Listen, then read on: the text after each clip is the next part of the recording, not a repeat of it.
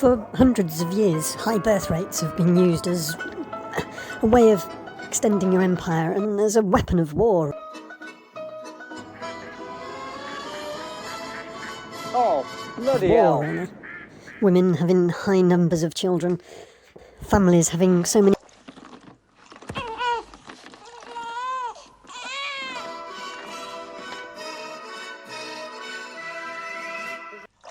spare, traditionally Catholic countries, but for Catholic countries this has been in decline recently, partly because of the high.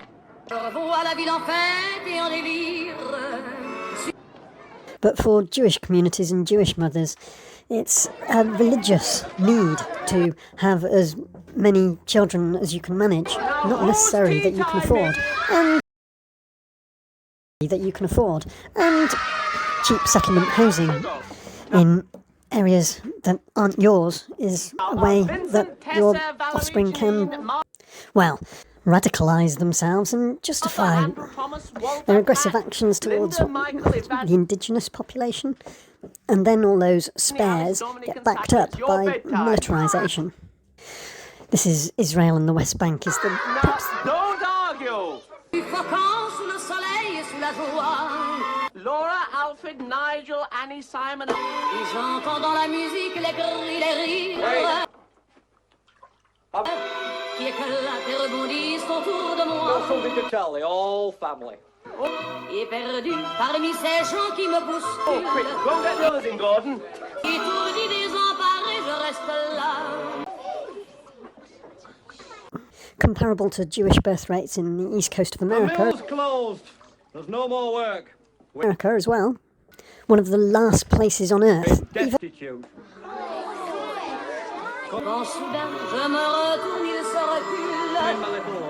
I've got no option but to sell you all for scientific experiments. And India and China have declining birth rates. No, that's the way it is, my loves. Birth rates. There is hope for the earth, but Blame the Catholic Church for not letting me wear one of those little rubber things. spares will inherit the earth. France, they've done some wonderful things in their time. France and the lingua franca, when much Preserve the might and majesty, even mystery of the Church of Rome. much of the privileged world, if not the civilized world, spoke The French. sanctity of the sacraments, the indivisible oneness of the Trinity. This was, for centuries, France had let me wear one of the those little highest things on the end of my populations in Europe for centuries. This is partly a We Catholic won't be in the thing. mess we are now. Qui éclatent et rebondissent autour de moi. Couldn't Mummy have worn some sort of pessary? Et perdu parmi ces gens qui me bousculent. Not if we're going to remain members of the fastest growing religion in the world, my boy. Étourdi, désemparé, je reste là. You see, we believe. Quand soudain je me retourne, il se recule. Well, let me put it like this. There are Jews in the world. Not allowing birth control, but they also, There are Buddhists. There are Hindus when I say they, it's not particularly just the French. People were There are those that follow Mohammed, but were trafficked from other surrounding Catholic countries like I've never been one of them. Italy and Spain, and through Venice, from all over. Quand soudain je me retourne, il se recule. I'm a Roman Catholic Really, the and have been since before I was born. end consumer of these trafficked people, Amsterdam The one thing they say about Catholics is and Portugal, the Habsburgs, they'll take you as soon as you're warm. and of course Paris. The kings of You don't have to be a 6-footer. France were able to pursue certain policies because of You don't have to have a great brain. all this disposable surplus population. The You don't have to have any clothes on your large landmass area of France, certainly compared to Britain, a Catholic the moment that came. it was able to support rich agriculture. Because agriculture that was labour intensive Every sperm is sacred. and nurture those labour. Every sperm is great. Luxury goods. If a sperm is wasted, Crafts manufacture in God gets quite irate. a fairly cottage style. Those Every sperm is sacred. warm antiques have layers Every sperm is great. and layers and polished.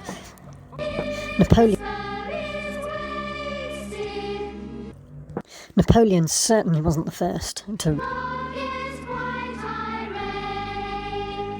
raid orphanages for his army.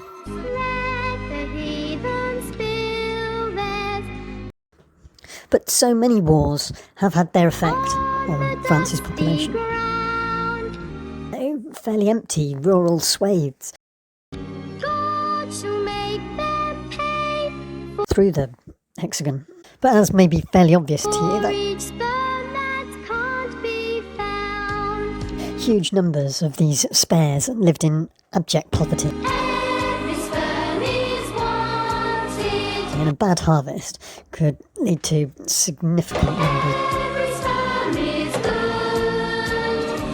starving. At the very least, poor nutrition and sickness. We're looking back in time to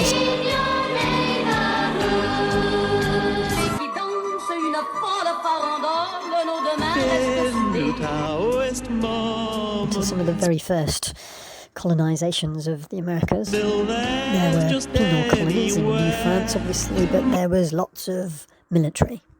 And those military, they need girlfriends, shall we call them, don't they? The privilege of the officers, perhaps only.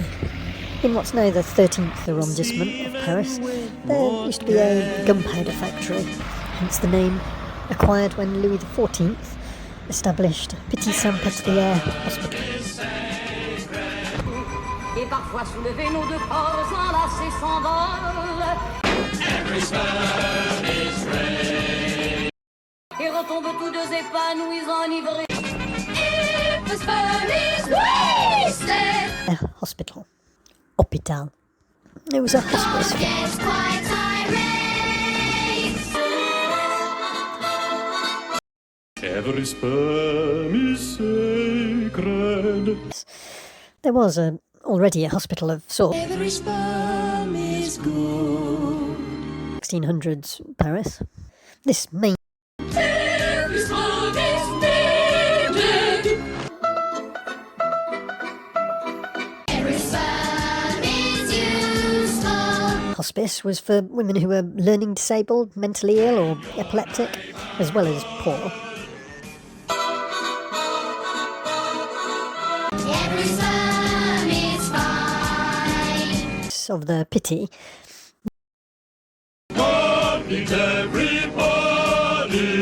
that was for beggars, children and orphans joined. Mine. And mine. And mine.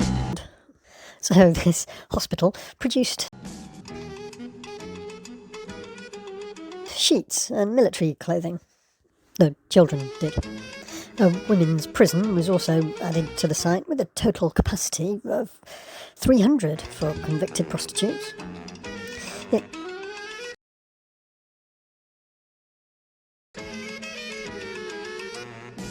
provided wretched living conditions for its inmates. 10,000 patients and 300 prisoners by the time of the Revolution. It had no real medical function, this hospice. The sick were sent to the Hotel Dieu hospital. Now, undoubtedly, a number of the residents of the hospice would have been sent to France to repopulate. It wasn't just Montreal, it was also Louisiana and the Caribbean as well. There were lots of interracial relationships, and Many of Louisiana society quite proudly trace their heritage back to these first Creole offspring. Some of the women sent to the Caribbean were actually sent back to France because they weren't appropriate in some way or other. Perhaps they were just too disabled or mentally ill to work while they were popping out the population for the new colonies. France was concerned,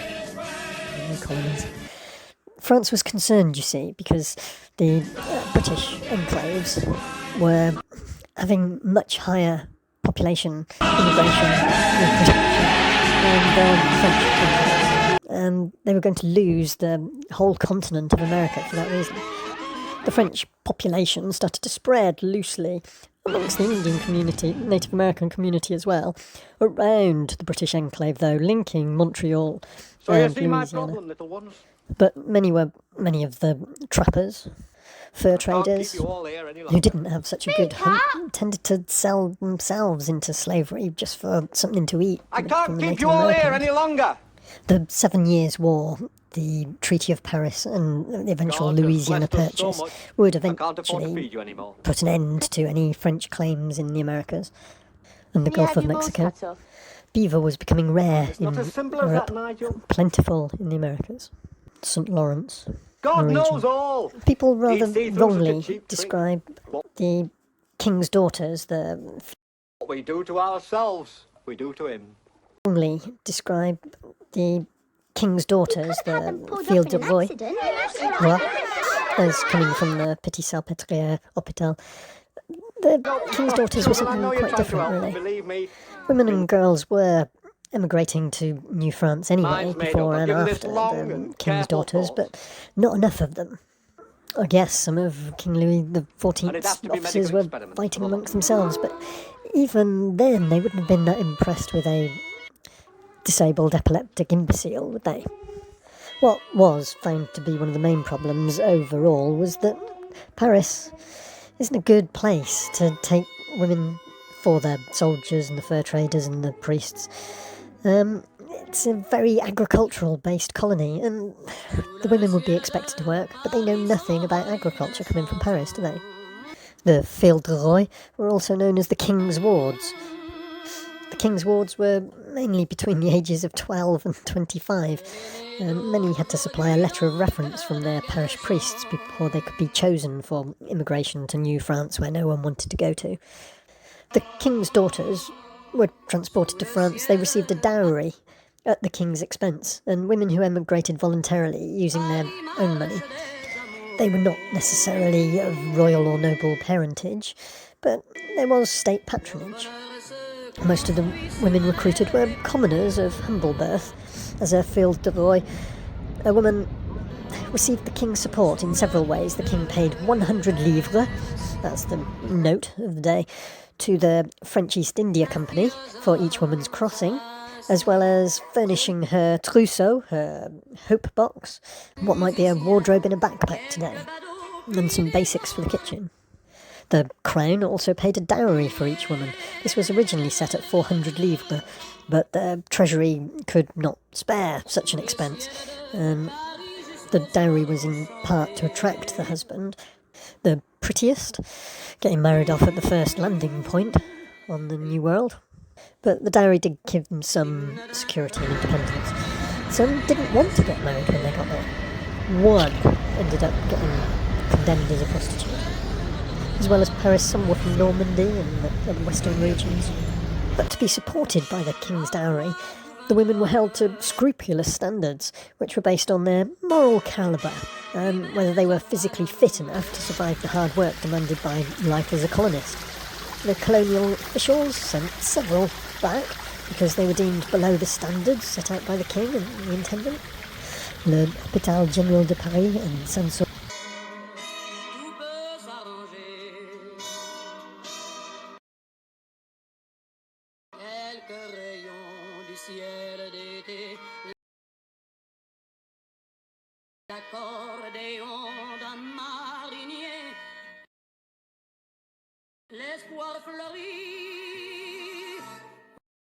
back because they were deemed below the standards set out by the king and the intendant. l'Hôpital Général de Paris and Saint-Sulpice. Saint-Sulpice were a source for decades. Socially, the women were from very different backgrounds, but all were very poor. They might have been from an elite family that had lost its fortune, or from a large family with children to spare. Officials usually matched women of higher birth with officers or gentlemen living in the colony, sometimes in the hopes that the nobles would marry the young women and be encouraged to stay in Canada, Louisiana, Gulf of Mexico, rather than return to France. A few women came from other European countries, including Germany, England and Portugal. It's starting to sound like the French Foreign Legion of women repopulating and producing rather than shooting and killing. That's nice, isn't it? It might be a few months or 2 or 3 years before the women found a husband. They might get engaged in a church in front of a priest and then sign a marriage document with the notary. The intentions were published 3 times, the banns of marriage, and if no one objected or had other better claims, then they were contracted. The marriage contracts represented a protection for the women, both in terms of financial security if anything were to happen to them, or their husband, and in terms of having the liberty to annul the promise of marriage if the man they had chosen proved incompatible. A substantial number of filles de roi who arrived in New France early on cancelled marriage contracts. Perhaps the dowry they had received made them disinclined to retain a fiancé with whom they found themselves dissatisfied. Perhaps some of the husbands were just after the dowry, or couldn't cope with the woman being in control. Some didn't even get on the boat in France. Some died on the arduous journey, and some undertook a second arduous journey to get back to France. And some just remained single. On arriving in Montreal, a big farmhouse was eventually acquired for housing all the filles de roi in. Can you just imagine all these guys chomping at the bit, with no decorum pestering the local area? Most of the girls were pregnant within a year. Myself, I don't understand how having children increases self-sufficiency of a colony, but perhaps it improves motivation. But more and more lucky girls from rural France were getting the opportunity to be filles de roi, king's daughters. The penal expunging of criminal records of those of questionable morality sent to New France had limited success. But seeing the king's daughters as prostitutes was salacious and fun for contemporary writers. In the conservatism of the time, the filles de roi as being of middling virtue, and they had emigrated in the hopes of religious absolution. This was the stuff of Lady Chatterley's lover of the time, or Shades of Grey, or some other such contemporary circus act. But that one king's daughter prostitute, she ended up having lots of children out of wedlock, so she was a success. Montreal got the leftovers, Trois-Rivières, and then Quebec City got the choice picks. Now, don't get me wrong, this is the king's daughters we're talking about here. The spares of the wealthy, or the children of the ruined. There were, of course, obviously the casket girls and the correction girls. The casket girls were conspicuous by reason of their virtue. They were recruited from church charitable institutions, usually orphanages and convents, and although poor, were guaranteed to be virgins. It later became a matter of pride in Alabama, Mississippi, and New Orleans. Girls from the Pelican, a boat from France, arrived. Even though their party had brought yellow fever and decimated much of the population after a stop-off in Cuba, the 14 to 19-year-olds were married off within a month to a man of their choosing. Though I'm reading young women were married to men of their choosing, which sounds plural to me. I'll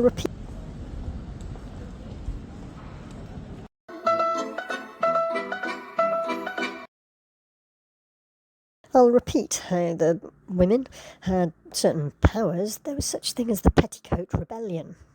If your new husbands are off in the woods trying to trap in beaver all day long, and they weren't building log cabins, nice roof over the head for their new wife, and they weren't really bringing in very good food.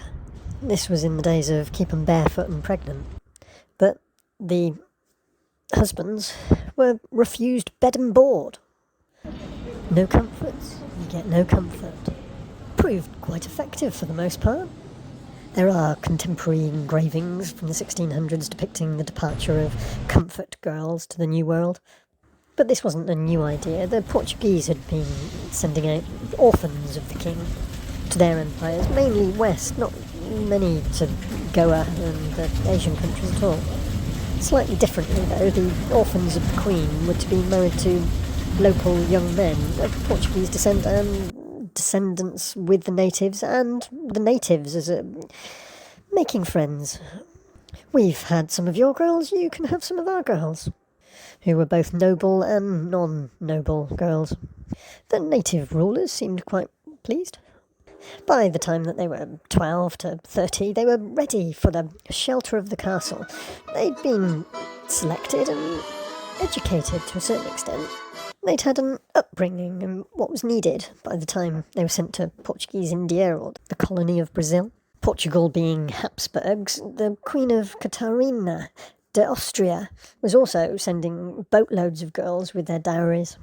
Catholic orphanages of Lisbon were packed to the rafters, so they sent them to India. There was too many Portuguese marrying indigenous people, but there were objections in Portugal because there wasn't enough husbands in the colonies. Sending the girls was little more than sending baubles to the natives. Dutch privateers, pirates, basically seized a couple of these orphan girl ships and took them as their brides. But Dutch pirates also sold them to local merchants. After converting them to Protestantism rather than Catholic, they were married to very wealthy merchants. But back to Petit Salpêtrière Hôpital.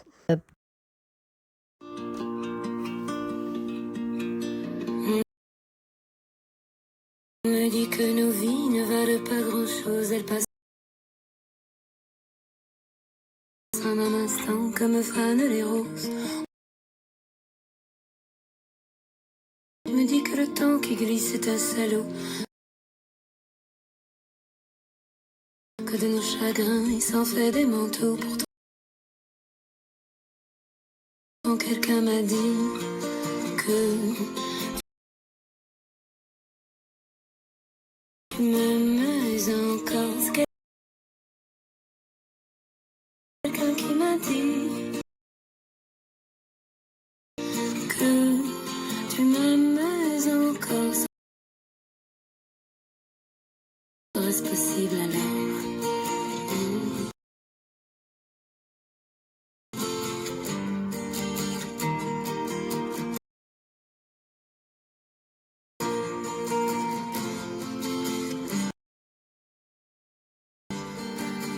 On dit que le destin 10,000 patients and 300 prisoners at the time of the revolution. The September massacres, 1793, the Salpêtrière was stormed. 3rd, 4th September, by a mob from the impoverished working-class district of the Faubourg Saint-Marcel, not so impoverished these days, with the avowed intention of releasing the detained prisoners. 134 prostitutes were released. 25 mad women were less fortunate and were dragged, some still in their chains, into the streets and murdered. Personifications of dementia, megalomania, acute mania, melancholia, idiocy, hallucination, erotomania and paralysis could be seen in the gardens of the Salpêtrière. Erotomania isn't necessarily what you...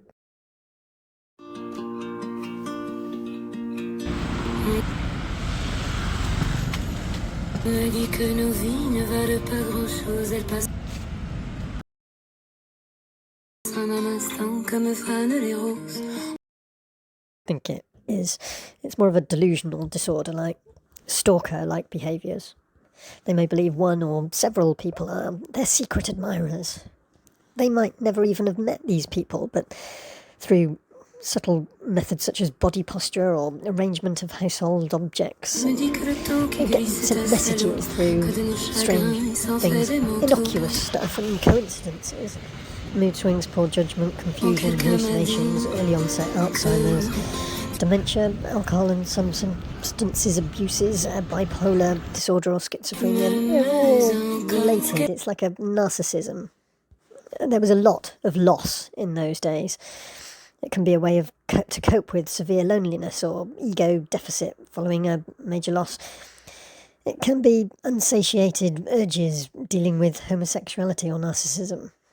But Salpêtrière Hospital became to be known as a centre for investigating mental illnesses, and electrocuting people came about from doctors hanging out there, not necessarily appointed there. It's now a general teaching hospital, and numerous personalities that you all know have been treated there. Michael Schumacher, Ronaldo, Prince Rainier of Monaco, Gerard Depardieu, Jacques Chirac, Josephine Baker, the dancer, in 1975 had a cerebral hemorrhage. And Princess Diana of Wales, after her car crash, joined the salubrious list of Salpêtrière women. Bicêtre Hospital, in the southern suburbs of Paris, became known as much more terrible than the Bastille. It was a lunatic asylum, a prison, an orphanage, just the same. But its most notorious guest was the Marquis de Sade.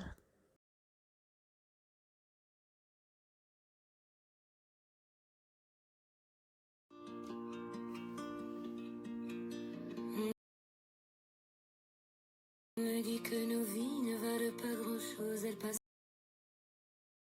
en un instant comme frânent les roses. Me dit que le temps qui glisse est un salaud, que de nos chagrins il s'en fait des manteaux. Pourtant quelqu'un m'a dit que tu m'aimais encore. How are the matches made that go into making these high birth rates? Whatever socio-economic group you're from, it's a fairly recent thing, the love match. We like to think that, say, going to university, which for women is a fairly new thing, or the environment where you live, you get that love match somehow through the workplace. But just the same as socio-economic group inequalities, there's the inequalities in the workplace where a lot of people meet. Perhaps American legal system recognises such inequalities in the workplace, and companies outlaw, to as far as they can, such matchings, which does seem totally bizarre from Europe's standpoint. You are a machine in the workplace, committed to the profit margin and customer satisfaction. Historically, beautiful people haven't necessarily married beautiful people, as any reality show will embed in your head. More traditional would be how the ugly rich guy marries the, I'll say younger, not necessarily the case, beautiful younger woman from a significantly poorer background. Religion can, through their records, try to level that playing field a little bit. But the high numbers of children that result from that match will be very different in ability and very different in aesthetic appeal. A range thrown up closer to each. The firstborn, not necessarily either. But the younger seed might produce the best for that first love match family rather than the second lust match family. A majority of the number will inherit very little or quite likely nothing at all. The many are there ripe for exploitation by the few of the same or paired tribe, promulgating something near law of nature that we close our minds to in our looking to the future, can only really be judged by extensive intrinsic context. And none of us were around at the time, so is the literature we can read subjective? Periodic pogroms in Russia have over time been commonplace. Anywhere east of the old Berlin Wall, Berlin is on a frontier, essentially. Traditionally, when populations were high and of a certain age, It was an opportunity for a war to break out for territory so that excess population might have some living room. There was a Protestant Dutch prince that had a passive invasion of Britain and was, I think, the last to reinstate a Jewish population in Britain. In medieval times, prior to that, the Jewish population that came over with the Norman invasion in 1066 had expanded dramatically and deep-rooted themselves and got so much influence that there was an expulsion of the Jews in Britain as well. Germany and the rest of Europe, obviously, Western Europe obviously had its own pogroms. Less so the Iberian and Dutch link that used Eastern Europe as the breeding ground for their slaves, really, that they educated and often married into. Quite an extreme inequality like Roman or Egyptian times.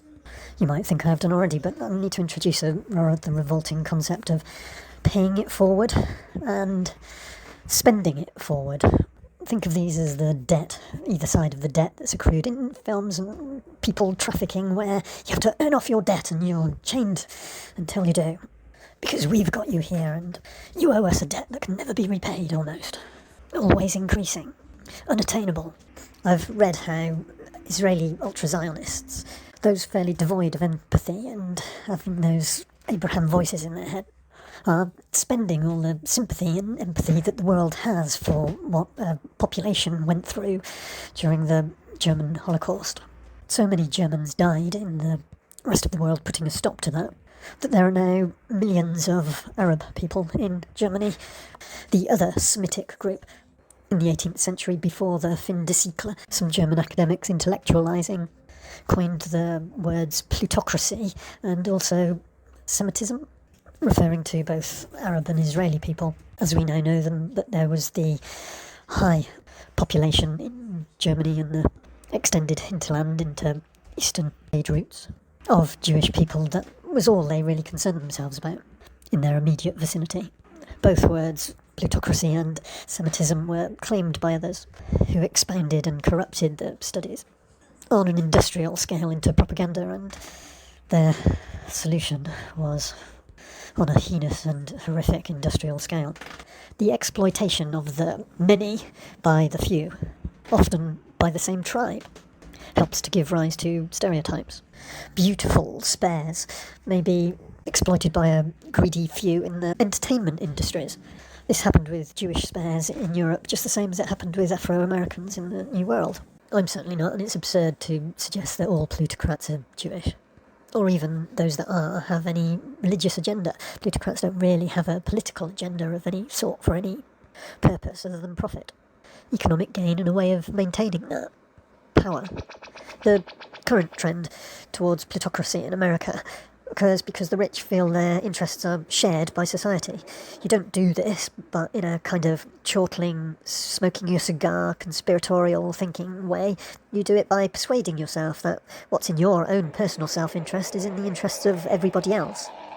So you persuade yourself that actually government services like spending on education, which is what created that social mobility in the first place, need to be cut so that the deficit will shrink, so that your tax bill doesn't go up. And what I really worry about is there is so much money, so much power at the very top, and the gap between those people at the very top and everyone else is so great that we are going to see social mobility choked off and society transformed in a most medieval way.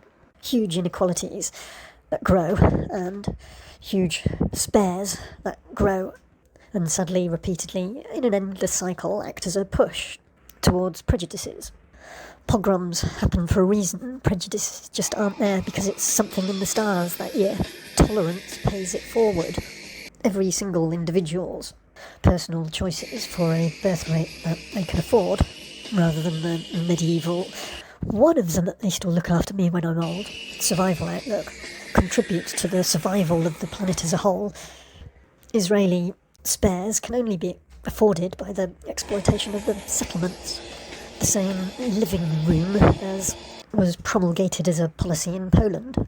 Living room vacated by the near genocide of the Yid Jewish tribe population there. We can only hope for and protest and promulgate for an end to the genocide of Palestinians in the West Bank and Gaza.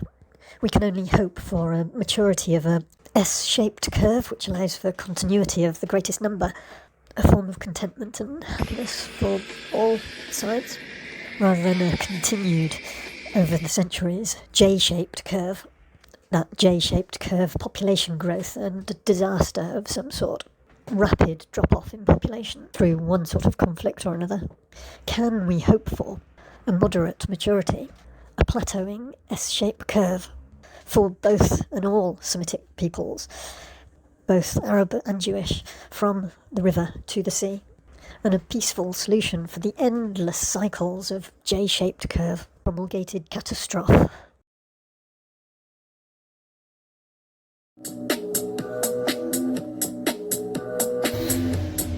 Lyon. Mid-France, since 2018, Lyon, Greater Lyon, has been France's second city, after Paris. Overtaking, do you say, Marseille? 2.5 million population, Greater Lyon, and 500,000 city centre as such. For the most part, I know it's a sprawling mass of shopping warehouses like St Priest area. So I went to have a closer look. It's nice. In Roman times, Lyon was named after the Celtic god Lug, who represented oaths, truth and law, and craftsmanship of many different skills. It's now a centre for Interpol, as amongst other things, and historically has been a centre for silk weaving. In Roman times, Lyon was the centre for the three Gauls. Now, where the three Gauls were is a bit difficult to describe because there seems to be 4 or 5 of them. But essentially it's France, and then there's Belgium and a bit of Germany, and then there's also a chunk of Spain. I don't think they'd included Britain and Ireland at this time. The Romans had just expanded out of Italy, and France, Provence area was the first. Provence was the first province after the Alps, basically. And while Lyon isn't in Provence by any stretch of the imagination, it's been Burgundy most of the time, but not part of Burgundy now. It was towards the centre of Gaulish France and the furthest extremity of the Roman province of Provence.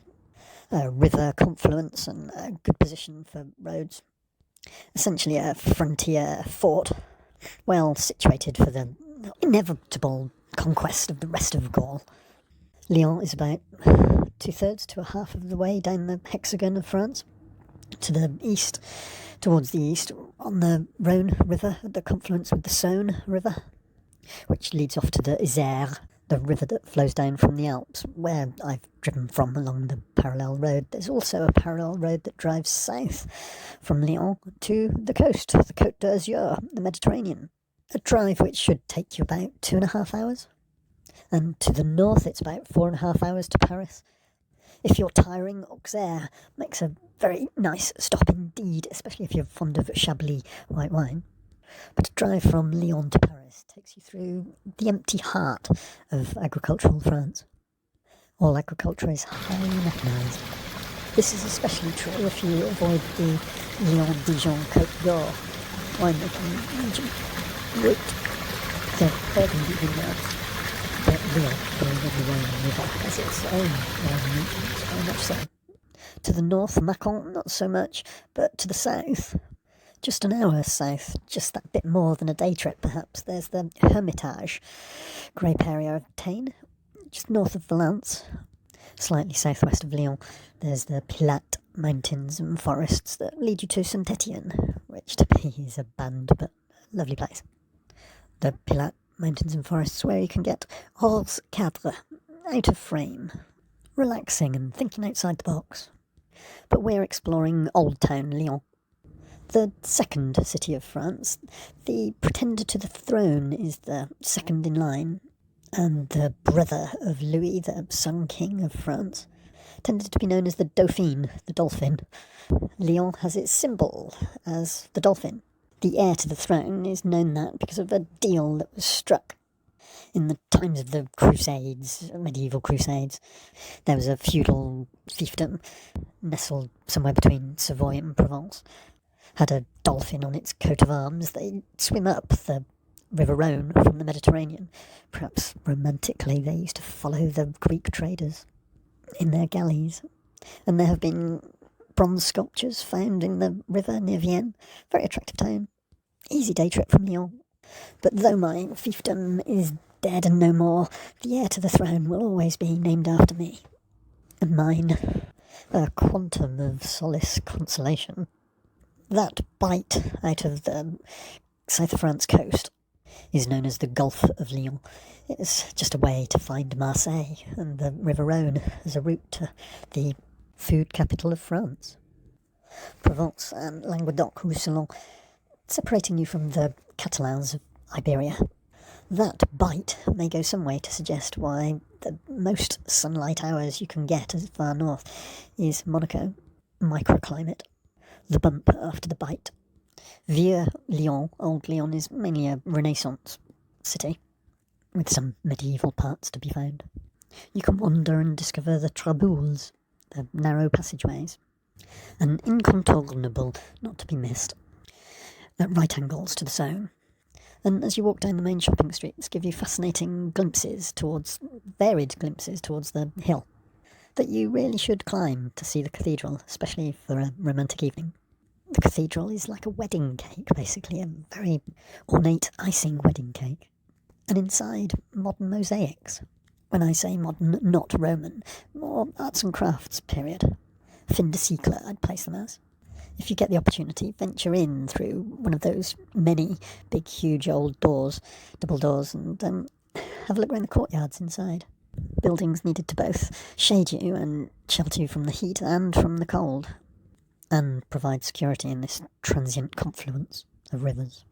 While it's the ingredients, the food, the wine, the restaurants, the cafes, that you perhaps really want to come to Lyon for, I'm going to digress back to that tenuous link of the Dauphine, the heir and the spare and all that nonsense. Inheritance.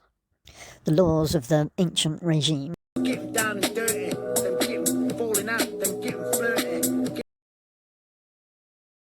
getting throwing plates at each other, because that's what it's all about. Now, fuck off back to your own room, well done. In the back room, when fuck all's going on, what's new? Before the revolution, were the basis of New France law, and especially Louisiana now. As a state, you're not allowed to disinherit your own children. Forced inheritance. I don't visit them really, but as you drive around France, you see meubles, shops, and you get immobilier versions of this throughout Europe. This is the movable things, like furniture, and the non-movable things, the immovable things, like property, house. Using a looser term of property first goes to a spouse, then to children, and then to their descendants, you would often think. In French law, the current French law, descendants then pay the most inheritance tax. Traditionally in France and most of Europe, I'd say, Catholic Europe anyway, the son or the sons would inherit the property, and the daughter or daughters would inherit the movable things inside the house. I know which I'd prefer, you're thinking. There is a general non-French specific statistic that says that any inheritance will be lost within 2 generations. And while pessimistic, this is largely true for a large percentage of the population. Huge percentage of the population. Of course, a huge percentage of the population doesn't inherit anything. Bourgeois capitalism reproduces and reinforces social class inequality on a national and international scale. On a personal level, life based on the formation of mutual admiration and a desire for the other to become strong and pure, the feelings of his or her life partner in their hearts, can still result as a byproduct accumulation of some property through their own hard work and labours, so long as the acquisition of that property didn't involve hurting or depriving anyone else, which is rather difficult if you think about it. All investment hurts someone, doesn't it? Exploits, I should have included exploits in there. Difficult but allowable. This is the Marxist way of looking at things. And with inheritance tax, all governments are heading this way, you'll say, because it should really default to the state. Much the same as if you died intestate. I do find the Marxist view quite commendable and Christian, really. I have received a very strange letter through the post that's got nothing to do with me at all. Translations can be really flowery sometimes, especially when the French being reverential In France, on all official forms, you put your family name first and your first name second. Through the post, I've received a letter for a woman. Her surname is the same as my mother's first name. I seen it's from the cemetery service and stamped all over the envelope even. I naturally thought that my mother had died and my brother hadn't bothered to tell me, which doesn't seem unlikely. A right of burial. Our records show that you are the registered owner of the right of burial in the above-mentioned grave. I am writing to advise you the period has now expired. Therefore, please let us know if you would like to renew. Now, I have to wonder, are they writing to a relative, a living relative, or are they writing to the dead person's last known address? For your information, the current cost of renewing the right of burial for an additional period of 25 years is £461, which can be paid by card over the phone or a cheque made payable to the council, the department, the prefecture, and with absolute efficiency and no further embellishments. If there is a memorial, it is advisable that you renew, as you are responsible for this. Once the period expires, the council cannot be obliged to contact relatives and can exercise the right to make safe any memorial that could pose a danger to the cemetery users. In some cases, this could mean removal. If you wish to renew, please complete the attached form. Now, the aforementioned got me thinking, but it does say only lawn-type headstones and vases are permitted on grave spaces. £500 for 25 years. I could build a mausoleum and live in it. Off-grid, with solar and lithium batteries. Super insulated, of course, because you don't want it to get too cold and get a chill to your bones. My apologies, but this is a sort of a gallows humour. Pessimism is the realism as a way of dealing with a type of stress. My mother is gravely ill with something similar to Parkinson's, which they won't diagnose or treat, partly because she recovered from cancer and partly for financial reasons in a home. Depending what the home think of you, they can charge more or less to you personally, but we won't be getting any inheritance, put it that way.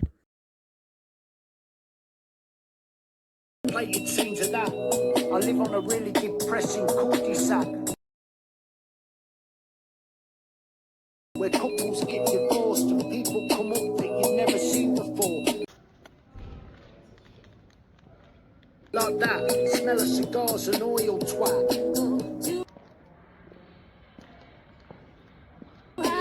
Too low, it doesn't make a difference, I know. Too high, too low, but the system won't go. Too high, too low, it doesn't make a difference, I know. Too high, too low, but the system won't go. Walking midday, I got eagle eyes above me. I just hit it out in beige and tan, stain-proof kitchen mat. Look at the sea patch on the fucker. Old man and his brother setting about. Like porn up sticking constantly. Wi-Fi's gone all lo-fi. My can't be asked for the butter, alright? You're not from round here. French inheritance tax laws can be both complex and rigid. Hanging about. Is it possible to marry a dead person? Posthumous marriage in France is legal, but must be approved by several civil servants and the family of the deceased.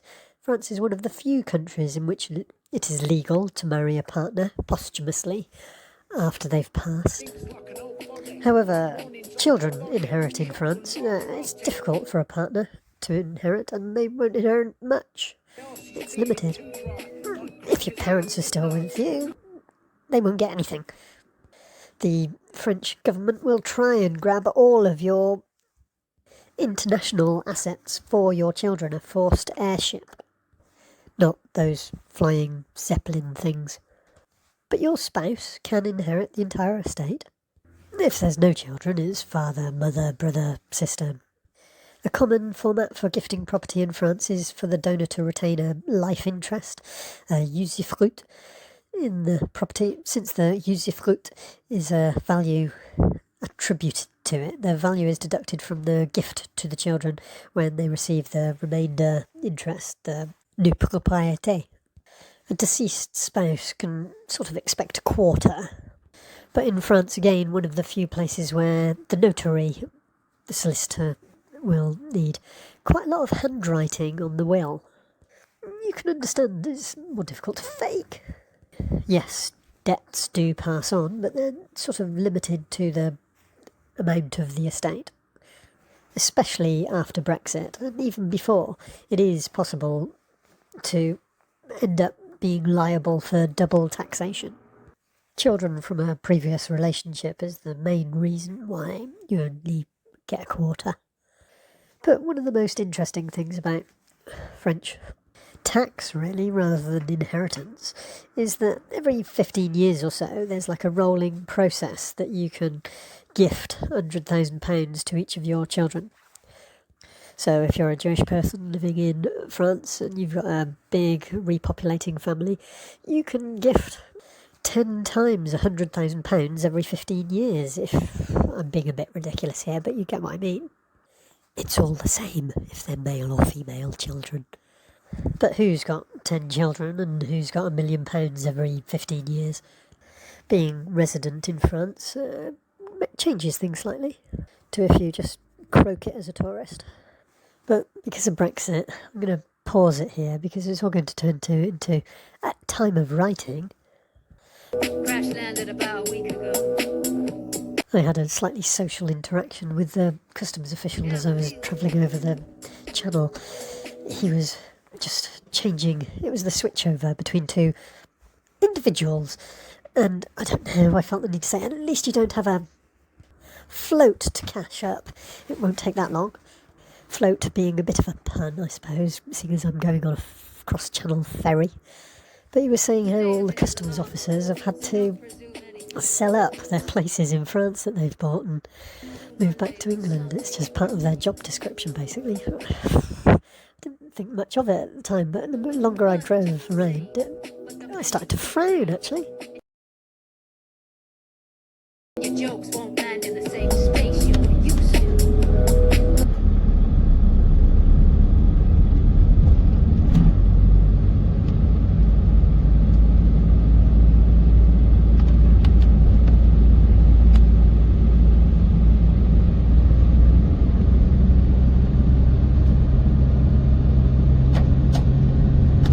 Too high, too low, it doesn't make a difference, I know. Too high, too low, but the system won't go. Too high, too low, it doesn't make a difference, I know. Too high, too low, but the system won't go.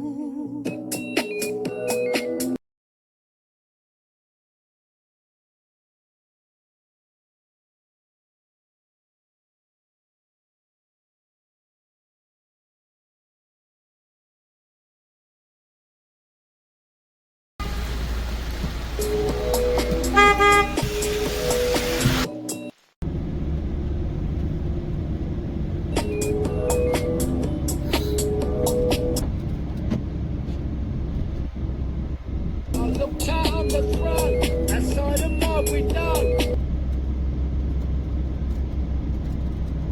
Outside there wasn't anything nice to see. Inheritance is dry as bilio as a subject until it's not, but it is, because it's never going to happen. It's like talking about something that's someone else's rivalry. Perhaps the rake chooses their course because they don't want to be like their miser parent, but they inherit just the same. Now, that stereotype isn't what feeds the 1% of the 1% for the 1%. I think I've misquoted that. By the... Anyway, I think we're allowed to say the 1% rather than plutocracy. Inequality of wealth well beyond the social advantage. Social class, wealth distribution, cultural capital, linguistic styles, higher status social circles, and aesthetic preferences, nurture or child-rearing practices that go to create the social hierarchy that favours what goes into making you friends with that other person, like friends as in life choices even. You famously don't have anything. But hey, they were in New York, so that economic mobility was always a possibility. Knowledge, skills and know-how, education. human capital, but as the 1% increases its stronghold, what we're not today calling a plutocracy, we have to be careful about talking about human capital. A signpost, a red flag. Zombie movies are a genre that have really taken hold. We are the zombies, and the plutocracy that we're not talking about as a plutocracy today, we're calling them the 1%, or what Noam Chomsky and President Carter called the quarter of the top 1% in terms of wealth. Huge chunks of the population, the employed and the unemployed and the unemployable, start to look like slaves, or the unenslavable, especially to those that grew up in substantial privilege. Wealth inequalities mean that your country may be comparable with Jordan or Bosnia. High mortality rates and inaffordable healthcare, disease, obesity, diabetes and hypertension, Marxist theory of labour value, and even the Russian Revolution allowed some exceptions, where others weren't exploited. I will delve into all the different sociological and anthropological terms of heirs apparent and heirs presumptive and co-parsimony, but I'm trying to make this accessible and approachable. Now, just before the dry gets even worse, we're going to be delving off into ancient Egypt and the source of Jewish inheritance laws. There's a link there, actually, with the lawyer doing it for the money professional. Nowadays, you can leave your money to whoever you like, really. There's a name for that, but escrow extends it further, a further level of control. You're dead, but you're still controlling your descendants. You put conditions, so you only inherit if you have children, you only inherit if you're married, you know, the type of thing, but you can squirrel that down to, if you say please, I'm sure, only if you have full bépé circumcision for your children. Dunno. But that seems to be the modern way that is given the excluder of it helps women be provided for more, because you can do as you please, and it's respected. But women are provided for equally in law. If the Jewish female bloodline behaves itself and turns a blind eye and produces enough heirs, one of their male descendants may be the beneficiary of that family industry. Be that what it may. You may have flooded the flesh pots of Venice, or furnished the Habsburg Empire with your own yids from Poland that you educated and added value. Or perhaps it's just a less tenuous Washington political posture, or health monopoly, or just a straightforward investment hedge fund. The firstborn is everything, and protecting the firstborn is everything. The firstborn gets twice as much as all the other sons put together, and if the oldest surviving son isn't the firstborn, they're not going to get that advantage. So there's no advantage to the second son bumping off the first son, because they got that voice telling them to. Abraham's voice. Perhaps Abraham's voice didn't want that family to have clear escrow. So if there's 10 children, the firstborn son gets half of everything, and the other 9, the other half is divided between those 9, which wouldn't amount to quite so much if it was my family anyway. I have to ask though, on the east coast of America, does the firstborn son get double portions of every meal? Are they the most obese of the lot? Perhaps you could leave your... No, don't leave any comments. No, from studying the scrolls, which I have, of course, honest. If there were no living sons and no descendants of any previous living sons, daughters inherit. Brothers inherit if there's no daughters, and sisters inherit if there's no sons. You can understand how there's going to be lots of spares in Poland for the Habsburg, Portuguese, Dutch to make the most of. And if you're a Jewish person in the Christian world, historically, you could still keep in contact with your Jewish brethren in the Arab world, where there was no contact otherwise. I don't know what the going rate might have been. 1 white woman slave for 10. 1 Christian country Jewish girl for 10 Arab country Jewish girls, possibly. For some context, please see the Paris video.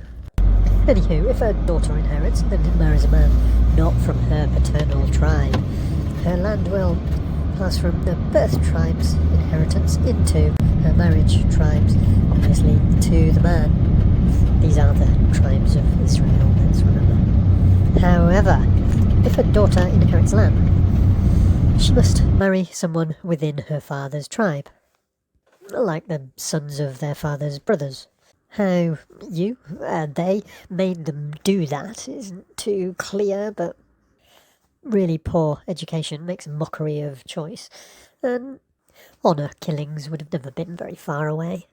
I need to know whether ultra-Zionists still apply such ideals, whether the propagandised girls buy into it. The double portion for the firstborn son, though. What if they've... Well, perhaps it's young sperm and they haven't inherited bad traits. Perhaps the oldest is always going to be more traditional because they're older. The firstborn of a new family, that's a whole different ball game these days. But the temptation for subsequent sons to exploit the females must have been huge. And when so much more prevalent at the end of the 1800s, when such terms as anti-Semitism and that terminology that we're representing now as the 1% of the 1% of the 1% came into being, Arabs didn't really figure on the horizon any more than Jewish people did, and the unfortunate poor of both were sort of patronised, whereas the wealthy were one of us. But this was the time of entomology and anthropometrics and how you could tell what a criminal did for a living by the way they looked and their head measurements.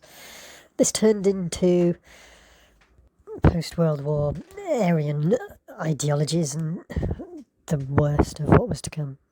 We don't have so many Jewish people in Europe anymore. The east coast of America has done so much to repopulate.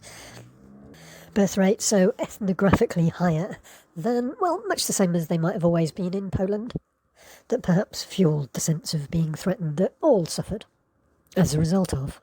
Much of that tribe's master tribe moved to Israel, and they've kept that level of subordination. But in terms of inheritance, we've almost come full circle back to the Roman system that got left behind with Christianity. Primogeniture. Romans used to adopt a lot. Children were often ungrateful, unprivileged beyond belief.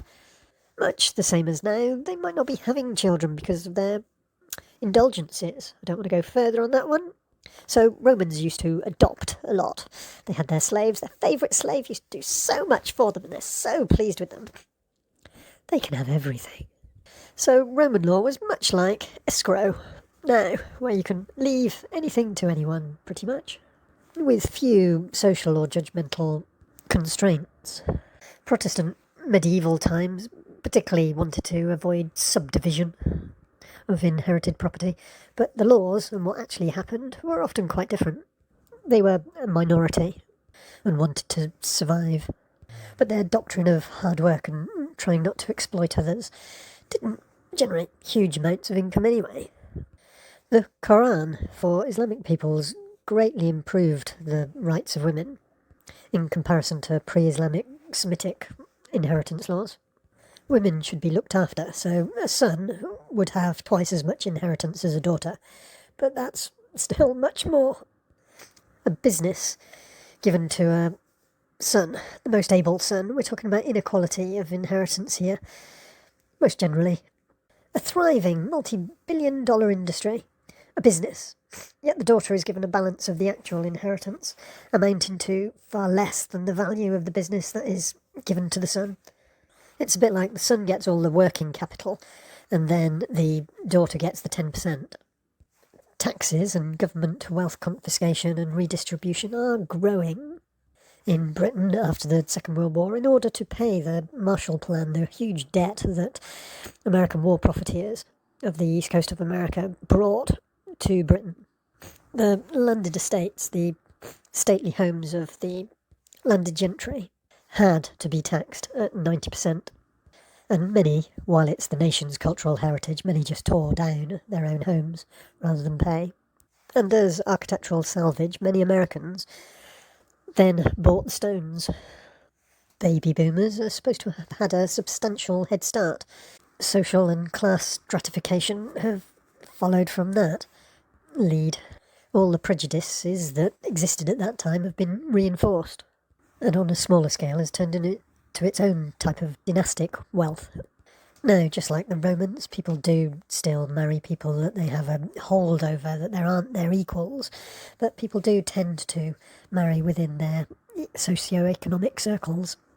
Hunter-gatherers, where might is right, didn't have the pastoral land to inherit. Primogeniture predominates, though ultimogeniture, the inheritance by the most loved, the youngest, isn't unheard of. Particularly with the Greeks, they like their Olympics, and the youngest tended to do best at running races and things like that. And that was a way of choosing a partner. Succession of the youngest and the fittest. You can understand it, can't you? Saxon England, before the Normans invaded those proto-Vikings, was predominantly ultimogeniture. Borough English boroughs, as they was known, the youngest surviving male child. Presumably, a lot of the older male childs had already martyred themselves for Papa in battles, maintaining the fiefdom or the throne. Sokemen of Danelaw in northeast England, something like escrow really.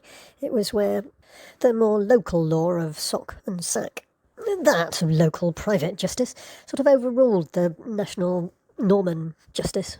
A true Viking thing. The authority of the reeve at the 100 Court, impinging on the royal. Sokemen weren't bonded tenants, their property amounted to up to 50% of the countryside, but they weren't serfs, slaves, either. Anywho, if you're the heir of a dolphin, make sure you get it in writing, and not handwriting. No countries these days accept handwriting, and a scrawled signature could be under duress, and everything might get turned upside down if you can afford a good legal professional, or otherwise. The law is for sale, typed and witnessed, and paid, registered. Even if you get sold all up and giving it out as cash, you're supposed to register it and have it taxed, but just not big sums. Liquidise your assets, get the state to pay for your care by being wise about the small print that no one wants to worry themselves about. If you've got a relative living in your home, a child, or a person over 65, you won't be paying for your nursing home care. Now, Napoleonic law is different. Oh, you'll have to wait till another time for that one.